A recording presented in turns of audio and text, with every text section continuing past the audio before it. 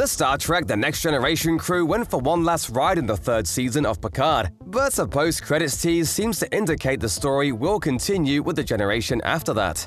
Now that Star Trek Picard is over, the series has bid farewell after 36 years of Patrick Stewart as the iconic Captain Jean-Luc Picard. It has also set the stage for his legacy to continue through Jack Crusher. Played by a delightfully energetic Ed Speleers, Jack is a son Picard never knew he had, born of the former Starfleet captain's romantic involvement with Dr. Beverly Crusher. Furthermore, Jack is revealed over the course of Picard Season 3 to be carrying the burden of some strange and dark abilities. In the finale's post-credit scene, Jack is settling into his quarters aboard the USS Enterprise when a visitor arrives. This turns out to be none other than the immortal, powerful trickster known as Q. Picard fans will remember that Q was behind the events of Season 2 and was presumed dead after using the last of his powers to send Picard and his crew back to their own time. Here, he urges Jack not to think in such a linear way, telling the young ensign, "Young mortal, you have much ahead of you."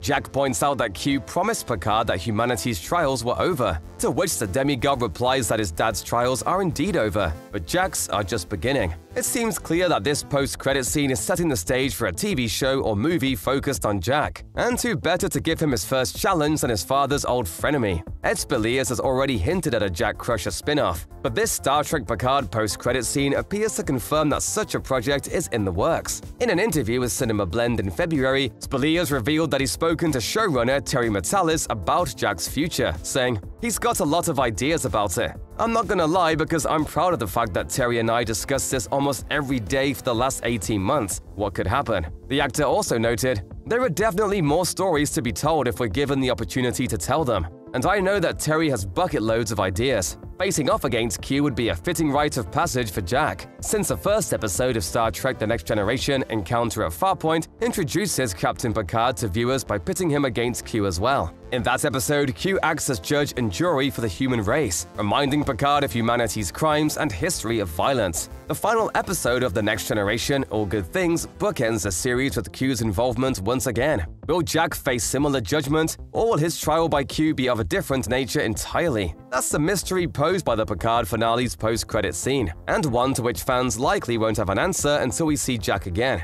Writing the opening line to your legacy.